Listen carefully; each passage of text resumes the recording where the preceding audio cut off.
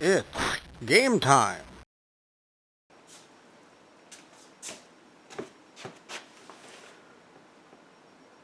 Hey Matt, are you okay?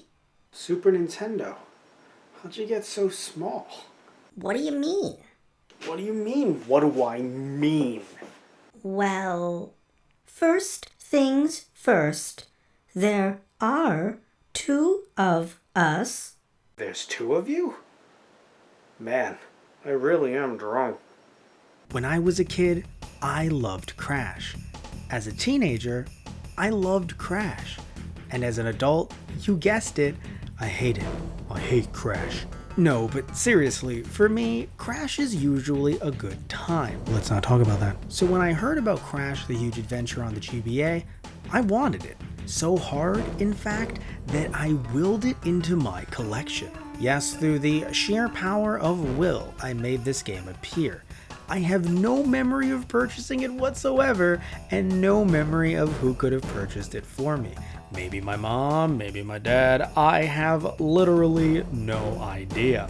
Either way, what I do know is that this game was released for the GBA on February 25th, 2002 in the US, and on March 15th, 2002 in Europe. In Europe, it was actually known as XS or Extra Small, which is definitely a better name for it, especially because despite it being called the quote-unquote huge adventure, it actually has less levels than its PS1 counterparts. But it's the GBA, what did I expect? Also, there's another reason why Extra Small is a better name, but we'll get to that later. And despite a few hiccups, this game isn't just some bad Crash GBA port. I will admit though, as someone who grew up with Crash on the PS1, I never completely got accustomed to the controls on the GBA. But I can't blame the game for that. You push A to jump and B to spin. You can hold R to crouch and R plus A to crouch jump. You can also dash by moving and pushing R at the same time. And that's it. You do get more power-ups as you beat each area's boss, but I think that some of them actually hinder gameplay. But more on that later. Now let's move on to the story. I can't necessarily say it's a bad story because there's barely any of it to speak of. It's a B-movie plot at its best. Cortex shrunk the world, for some reason, making it extra small. See the name there for the European version? You see, I said we'd come back to it later, and you, Crash Bandicoot, have to unshrink the extra small world. Also, you have to collect crystals again, but this time it's 20, not 25. So, extra small. Gems and colored gems make a return, and you can still find them in hidden areas. Relics are here as well. Love me some relics. As you can tell just by looking at it, the backdrops for some of these cutscenes seem to come from the third Crash Bandicoot game, which is known as, I gotta warm up my vocal cords for this one, Crash Bandicoot Warped.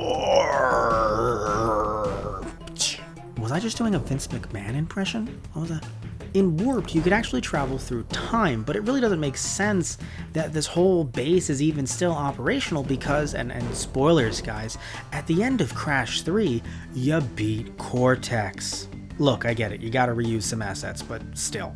Sadly, all of the charm from these characters are completely lost in this script. There's no jokes, wit, or fun voice acting that gave these characters life in the PS1 versions. Now, look, I didn't expect there to be full VA work in a GBA game, but the dialogue and even the setting shows that this was meant to be looked at as some kind of handheld spin-off. The gameplay, on the other hand, takes things in the complete opposite direction. At first, the levels felt easy. I was actually going to recommend this game as a way to introduce younger fans or inexperienced players to Crash, but man did I judge a book by its cover. As you progress farther into the game, it gets so hard that it would give any experienced Crash player a run for their money. Maybe it's just because I played 2 and 3 dozens of times, but I feel like I know those games like the back of my hand. Also, not going to make a back of my hand joke, especially number 2. But this one makes me feel like I'm playing some hard mode mod, and I love it. The issue is, though, and you could say it's a big one, is that the difficulty is also increased due to how hard it is to run and jump at the same time. And you kinda need to do that a lot in this game. But let's move back to stuff that I enjoy. So one thing that I especially enjoy is how developers used the GBA screen resolution to their advantage. So, without getting technical, the GBA screen is smaller than your televisions. See, told you I wasn't going to get technical. Point is, while you can see what's coming in the PS1 games, the GBA version has a lot of leaps of faith. I'm not going to say this wasn't frustrating, but it was beatable. And it ends up hiding some interesting secrets. The Crash games are known for having their fair share of hidden content, and it felt like a breath of fresh air to be able to see some of these hidden paths for the first time. But now back onto things that frustrate me, and one thing that did frustrate me were the power-ups. So the power-ups are the same ones you get in Crash 3 after beating each boss. Certain ones definitely make the game easier, and others are like the powered-up X-Buster in Mega Man X. A straight-up hindrance. Why wouldn't I want to spin faster? Well, I mean, probably because it would literally kill me. So let's move on to the soundtrack, which I enjoy? Question mark? Okay, so here's the thing. Let's look at the pros and the cons. So the pros, they're actually a set of basically greatest hits from different Crash games that came before it. So I enjoy that. Cons, they sound like this. I do not enjoy that. Look, I get it, hardware limitations. It just doesn't sound appealing. I might as well just mute it and play the actual original songs from the first 3 games. Another issue I have are the relics. The relics were implemented in Crash 3 to add an extra layer of difficulty to the game. They are time-based, and I hate them. I hated them in 3, and especially here. Due to the issues with the controls I mentioned before, and the leaps of faith, it feels like I will never truly beat this game. To be fair, just like in Crash 3, you can beat the game without getting any relics, and oh boy, that's how I'm gonna do it. You know what, let's move on to something good. Even though the setting is copy-pasted from Warped, the level design is an homage to the Crash games that came before it. There's jungle levels from Crash 1, snow, sewer, and sci-fi levels from Crash 2, and underwater and plane levels from Crash 3.